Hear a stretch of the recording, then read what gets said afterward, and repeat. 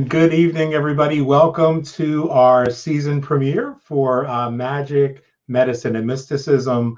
As we come together on a weekly basis to talk about various aspects of healing and living a magical life. I'm really excited tonight to have a special guest who will be our co-host for tonight's broadcast as we talk about the importance and the power of self-love in our magical practice. More on that when we come back.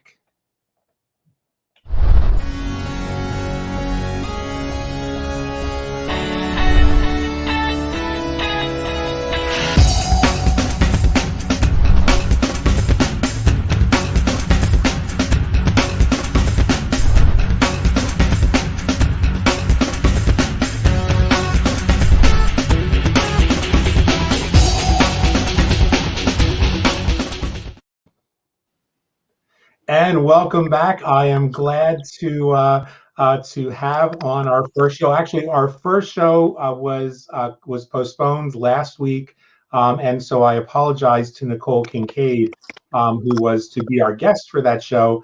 We will certainly have Nicole on with Andrea and myself sometime later in the season.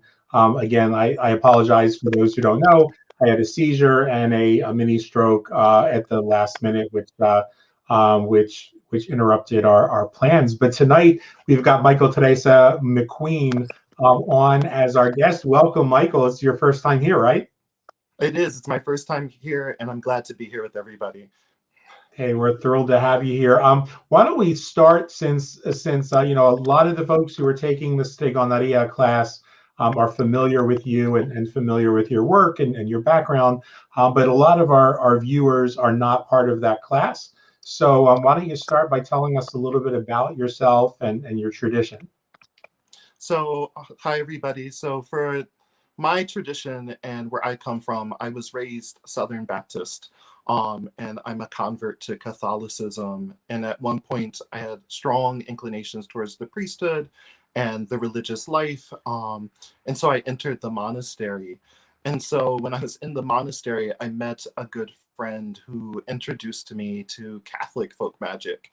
His family was Sicilian, and his family were practitioners from Sicily. And so he had inherited his family's tradition, and he began instructing me into his family's tradition. And so my own practice really draws on that Catholic folk magic, that Catholic conjure. I work very heavily with the Blessed Mother and the saints and the angels, and it really draws on that power of the saints and the angels. Also, I dabble a little bit in my ancestral practice of hoodoo and conjure and other styles of folk magic also. I'm also a professional tarot reader, and I offer a lot of my services from tarot and on the Catholic folk magic side through my Instagram site. Right on, and we're going to put that information up on the screen in a little bit. So tonight, just to kind of give everybody, we've got a couple guests that are tuned in. Angeline says hello to both of us, and hello to you, Love. It's good to see you here. This is an interactive show, so we do like to encourage you guys to ask questions and comment. And during the course of the show and after the show as well, we'll be sure to keep an eye on the feed. And we thank you in advance for liking and sharing and subscribing and doing all of that stuff on the channel.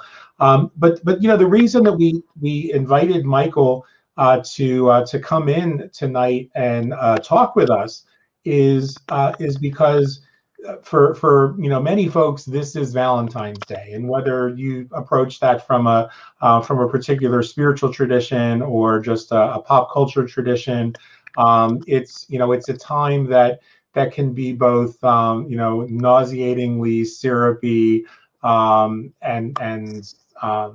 you kind of figure out where I stand on the whole Valentine's Day tradition, to you know, really emotionally difficult for folks. And so I saw Michael post something this morning talking about the journey of self-love and the journey of self-acceptance, and you know, without sounding like like it is one of those sort of pop culture, you got to love yourself kind of, kind of cliches tonight.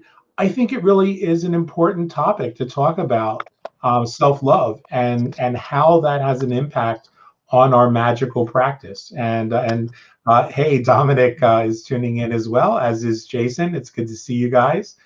So Michael, let's start with that. Let's talk a little bit about the role that self-love, your own journey in self-love and how that relates to your magical practice. Well, I think for me, Gianmichael, that self-love is the basis of my magical practice. And I think I haven't really come into that place of self-love for until like the last 5 years of my journey. Being a part of the LGBTQ community and being an African American male in the LGBTQ community can be just a very difficult place to be.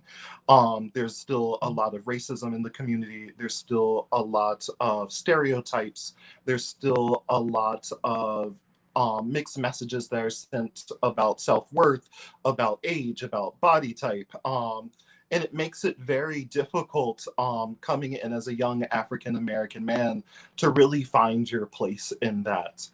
And for me, what I found is that self-love has become that basis for getting things done. I think when we have a good self-image about ourselves, when we love ourselves and we take care of ourselves, it really motivates us to take those next steps. Even in magical practice, if we don't believe that we're worthy of the things that we're trying to manifest, the things that we're trying to do, nothing's going to happen unless it starts in us first. It has to start in our own minds, in our own bodies, and in our own hearts, ultimately, before that can manifest in the physical realm. And so I feel that I'm finally coming to that place of being comfortable enough to express that in my daily journey publicly. I really appreciate you sharing that, because I think that touches on some areas that so many of us struggle with in our own unique ways. Certainly none as much as both, I think, the trans community or genderqueer community, as well as the communities of color within the LGBTQ community, especially because of just everything that you mentioned. And I think in the magical world, we have a tendency to think that to sort of buy into that pop culture approach that everything's unicorns and rainbows and crystals and chakras and everything's going to be wonderful. But we do experience as practitioners, I think sometimes to a greater extent, some of those challenges that the society at large faces. And so I really do appreciate you being here, because I think it's through talking about this, through talking about the challenges that may be unique to your experience and not to someone else, that another person watching may have been feeling all along and not quite realized. We go through all the rituals, and we go through all of the movements and the trappings and the clothing and all of that of our magical practice. But if at the beginning our practice isn't coming from a place of love, then I don't know how we tap into our personal power. And for me, that's what the journey is all about. We have another sort of connection that drew me into asking you if you would be on the show tonight around this particular day, because, as I said, the whole Valentine's Day thing doesn't really work for me. My tradition, being the Italian tradition, Lupercalia plays a significant role this year because of the post-COVID or the midst of COVID. Sort of our celebrations have had to take on a different feel, and so I know that there are a lot of folks who would normally join us for these 3 days of celebration who are not able to do so safely.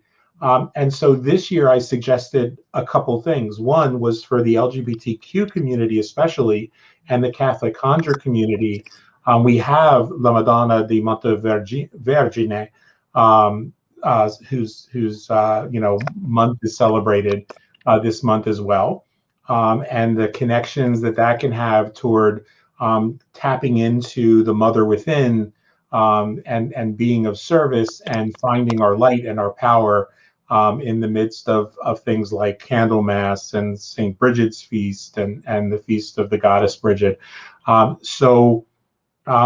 thought that another thing we could talk about is that these celebrations that center around fertility, that center around and fertility for me doesn't mean the ability to procreate. It's being fertile, being productive in our magical practice, in our lives, in our healing.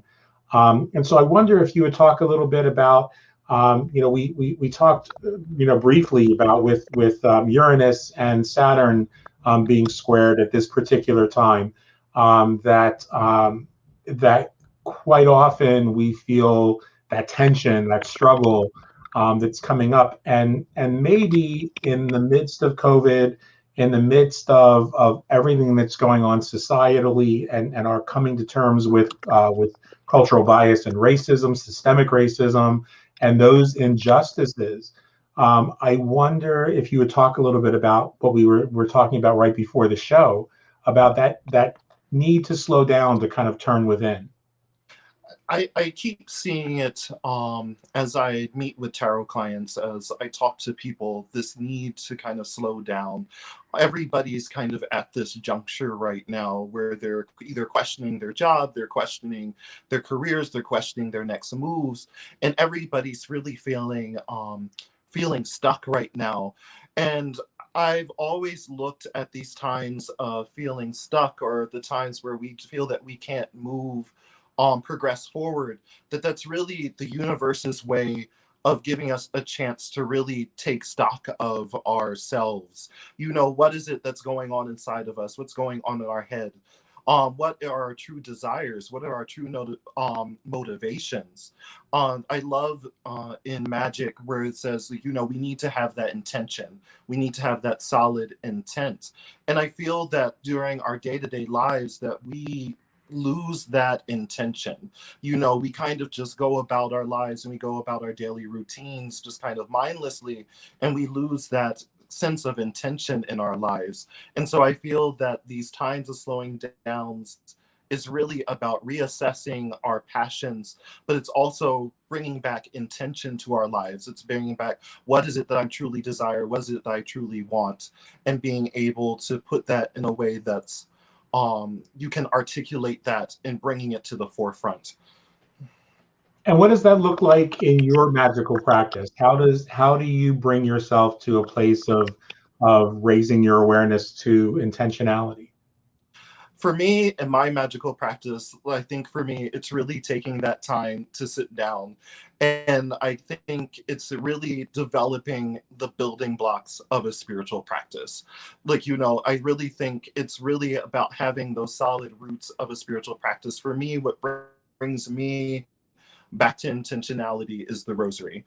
I'm very devoted to the rosary, and it brings me back to a place of center and power, that sometimes when everything else is crazy and I lose that, kind of the cycle of that life, death, and resurrection cycle of the rosary brings me back into the flow of the universe. It brings me back into the flow of my spiritual practice and my spiritual goals that sometimes just kind of get lost in the milieu.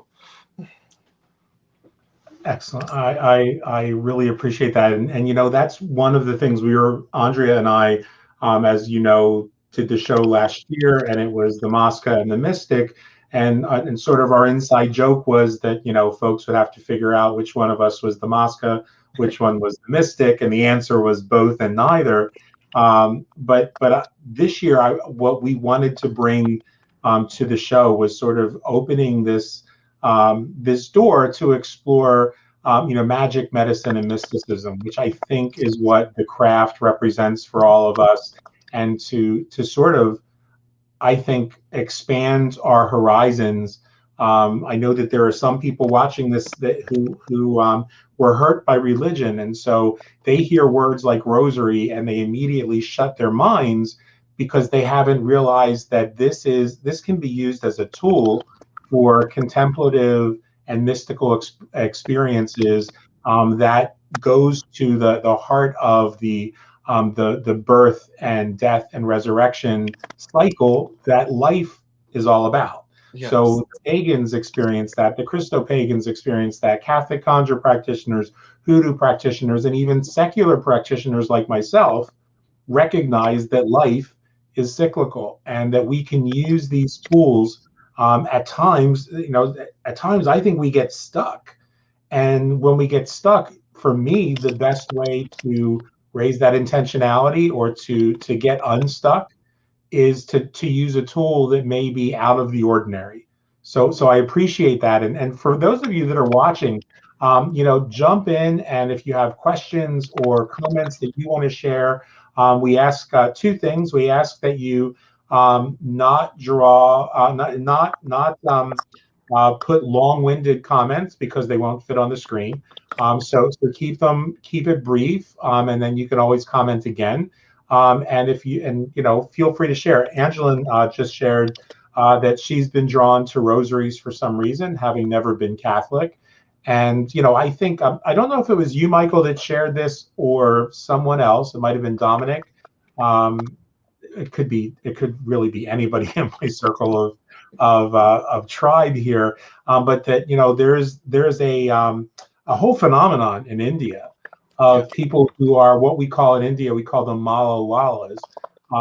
They are rosary makers, and so they make rosaries for the Hindu tradition and the Muslim tradition and the Catholic tradition and the Buddhist tradition, and all of whom use those rosaries in their own unique ways. So Angeline, I appreciate that. And Angeline says she just started making gemstone rosaries. There are so many different ways that you can use that to tap in. I love the way that Michael, that you bring it to bring the queer perspective, the queer contemplative perspective to your work with the rosary and your work with the Divine Mother. And Jason says, very truthfully said, sometimes we need to think outside the box. Yeah, that's for me. That's the way to shake it up, is to create a state change, as Tony Robbins and my teacher, the late Mr. Jim Rohn, would say that when you're angry and you're having an argument, sometimes the best thing to do is something completely absurd that will make you and the other person just laugh or confuse them, because you're creating a state change and you can't stay in that anger, at that point. Gwendolyn, hello, darling, says, a tool of meditation, you make rosaries from rose petals. Yes, I actually have a rosary that's made from the roses that were on my grandfather's, at my grandfather's viewing when he died, making them into beads. Did you know? Just an energy thing. I think that's an awesome thing. I've also got other friends who've made them from other flower petals as well, so that you're imbuing that mala or that rosary with the energy of those particular plant allies as well. So, yes, thank you, darling, for jumping in. It's great to see you here. And that's not somebody banging on my door. That is Craig making tonight's dinner for my birthday dinner in advance. We've got a question here from Dominic, who says, how have you incorporated the rosary into your magic practice and spell work? Well, that's a great question. So for me, the rosary is kind of my groundwork, how I raise the energy. It's funny, I was doing spell work last night and I needed to connect to the ancestors as a part of my spell work. And so I included a 6th decade in my rosary, which is a practice through the Way of the Rose community that I learned, but it's a decade that's specifically for the ancestors. And so it's an easy way for me, first of all, to build that energy when I'm doing a spell, but also to incorporate the presence of the ancestors, the Divine Mother, the saints. For me, the rosary is like a portal. There's no spell work that I do that usually doesn't start with a rosary or doesn't end with a rosary. Somewhere in it's building that energy and also acting as a portal to kind of get past not so much the veil, but to make my awareness of that spiritual presence and that spiritual reality, to make me sensitive to those energies. And so that's how I use the rosary in my spiritual practice. Wow, that's pretty awesome. Yeah, I have to agree that's part of my work of grounding and sort of getting myself centered. And and that it doesn't, for those who are watching who may be unfamiliar with some of these practices, it doesn't require having a multiple decade rosary or 108 bead rosary I wear on my wrist, a rosary that's made from bones and gemstones that has a very specific purpose. In my work, Angelin actually says, I wish I knew what to do with the rosary. So we are going to put a pin in that question, and is right after this public service announcement that we want to share with you guys as sort of another key, I think, that ties into this whole topic. When we come back, we will ask that question of Michael, and that, I think, that would be a perfect way to end the show. But this public service announcement we're going to share ties into this whole concept of love and fertility and purification that we find in Lupercalia and Februalia and Valentine's Day and the feast of the Madonna di Montevergine. So let me go ahead and cue that up. I can't chew gum and talk at the same time. But I want you to think about this, guys, as we enter this period of thinking about love and loving ourselves. One of the most important things we can do to love ourselves and to connect with others is listening to their stories. More from Michael when we get back. Hi, I'm Adrian Grenier, and I'm a guy you might know. That's why I've chosen to speak to you today, because you know my story. Well, some of it anyway. But what if you knew everyone's story? What if everyone on the planet was familiar to everyone else? The Charter for Compassion wants to find out. They're asking you to tell them a piece of your story. One moment of compassion that changed your life. Each story will be inspiring in its own right, but all of them together will reveal a world of compassion happening right now in places all over the world, as diverse as Kentucky all the way to Pakistan and everywhere in between. Imagine it. Thousands of stories told one person at a time. Someone once said, there isn't anyone you couldn't learn to love once you've heard his or her story. Stories make us care. Stories help us understand. Stories breed compassion. And if there's one thing we need right now, in our politics, in our dialogue, in our communities, in our world, it's compassion. Go to charterforcompassion.org and tell your story. And while you're there, affirm the Charter and make a commitment to make the world a more compassionate place. But it's only the first step. Now it's time to practice. It's the only way to a peaceful world. I can't wait to hear your story.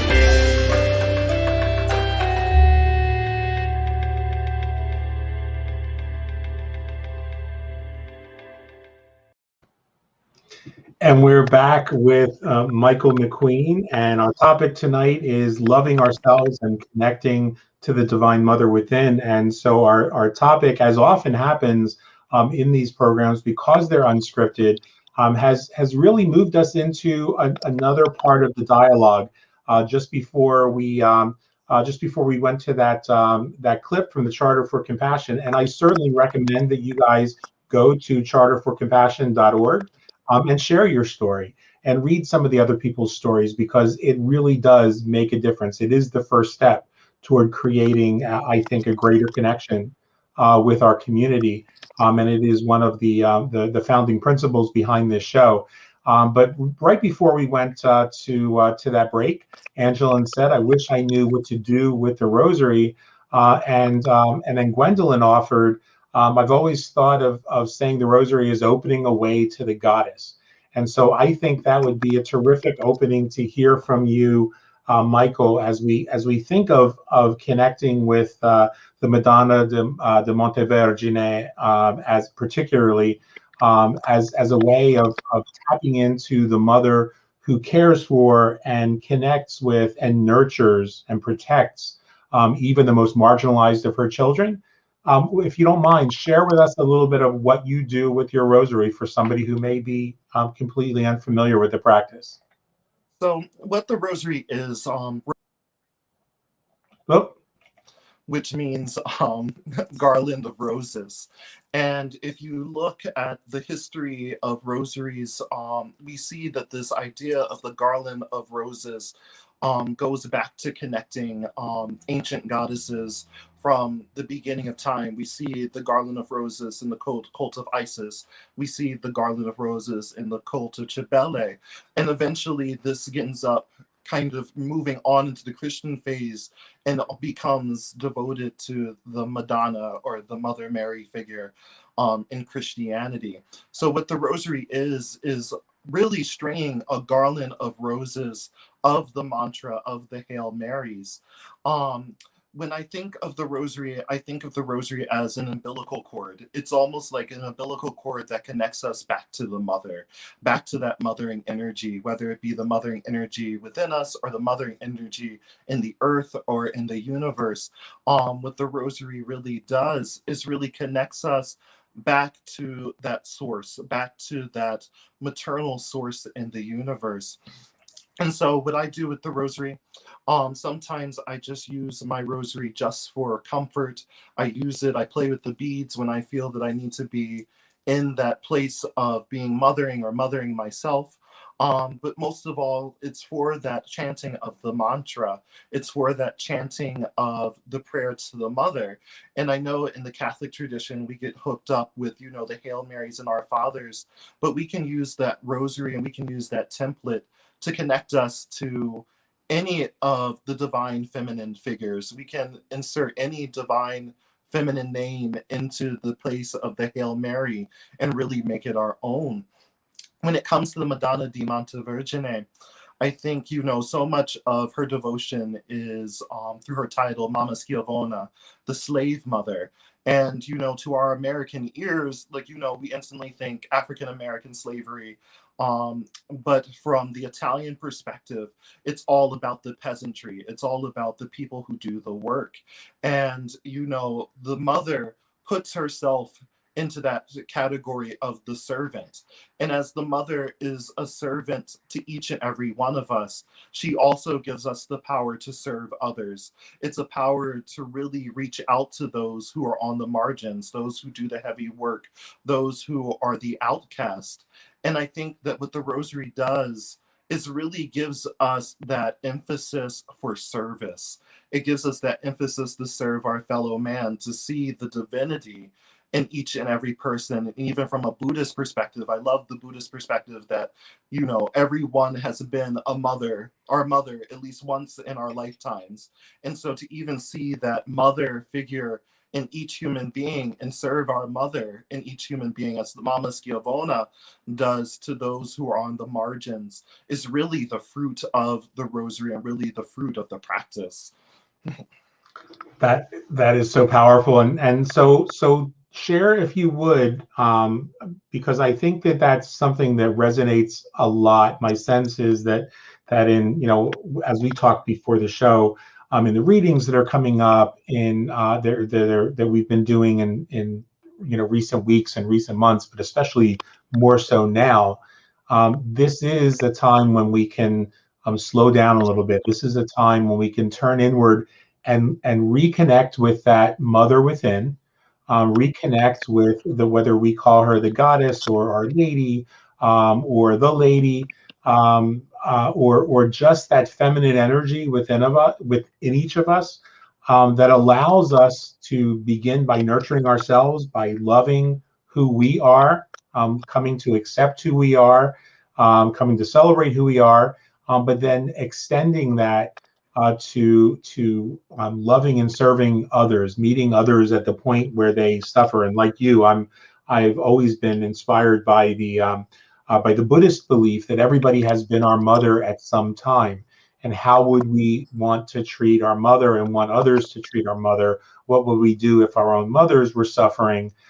So I think that there's going to be a resonance with people that are watching the show, that are picking up on sort of this openness to experiencing new ways to change things up, to shake up that energy and maybe rekindle, so that we move from a place of being so self-absorbed, where we're feeling pity for ourselves, where we're feeling, we're bad for ourselves, where we're focusing on our problems, to turn to the power within us that allows us to transcend those problems, and in so doing, be able to help others to do the same thing. Could you kind of take us out this week with just a short little practice of what you would do to for the person who's brand new, who doesn't, maybe they don't know the Ave Maria, maybe they don't know the prayers that would be traditionally prayed.